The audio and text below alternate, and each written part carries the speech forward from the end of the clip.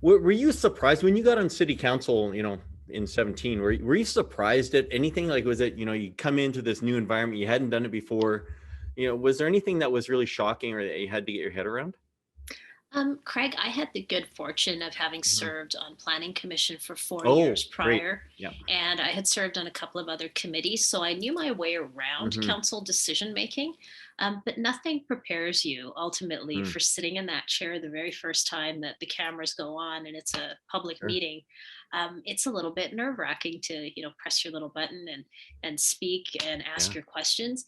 It's that worry of how will I sound and is this question the right question that I think sometimes stops us from doing the good Yeah. work that needs to be done because we get nervous. And Right. so it took a few weeks, a couple of months to get comfortable knowing that even if I ask a question that seemingly doesn't sound right, at least I'm asking on behalf of my residents Right. something that's important to them. Yeah.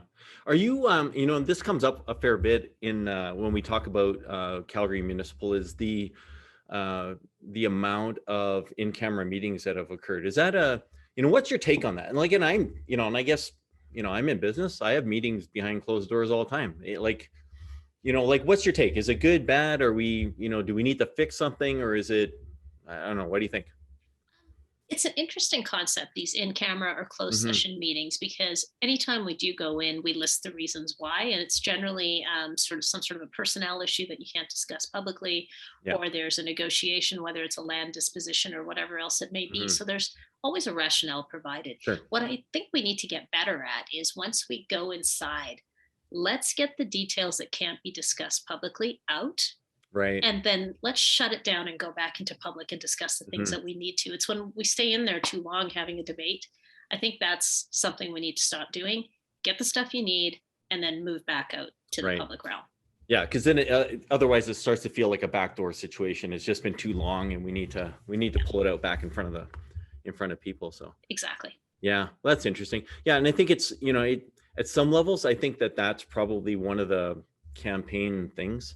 Like, people are talking about it a lot, and whether it's, and maybe it's a procedural issue, like you're saying. It's not even we're not trying to be sneaky. Mhm. It's just kind of the process, and then we just don't go back and get involved with the people again. Yeah, that makes Well, you sense. you actually raised a really good point about procedural issues, and Yeah. that's definitely something that we have to work at. Hmm. Some of our procedures don't work in our best interest. I mean, we've got committees that are set Right. up in a very specific manner, and it doesn't always allow for good work to get done. I'll give you an Hmm. example. When we held the anti-racism hearings, we had to Right. do it according to a certain procedure, and it was Hmm. very public facing and incredibly traumatic for people to relive the crises they had Right. gone through. Sure. We didn't have supports in place, but we did it according to a procedure bylaw.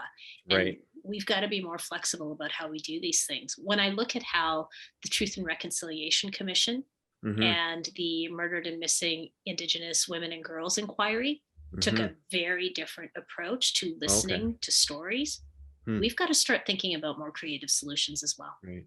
That's interesting. And it's interesting that you bring up, like, even the Aboriginal group, and the impact that that group is having on how Calgary's developing and growing now, and especially with what's going on down at the Costco South. I'm sure you're familiar, like, and all the work that's going on down there. What's like, there's a business thing, situation that's going on down there, and that's really exciting. Is Calgary mirroring their aggressiveness? Do we need to change something, or like, and I guess maybe part of the question is, is what's going on the Siksika Reserve going to outpace Calgary? Like, are they going to suddenly have all this infrastructure and great stuff, and then we're going to be in Calgary? It's like, wow, I think I'm I'm going down there because there's more stuff to do.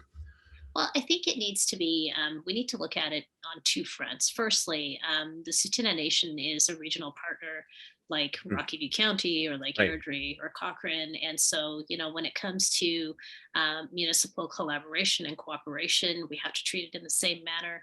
And I can tell you that Hmm. the nation was kind enough to invite city and other stakeholders out to charrette processes Yep. when they were first Yeah. thinking of doing the development. So it's been an incredibly inclusive process, Good. respecting all stakeholders.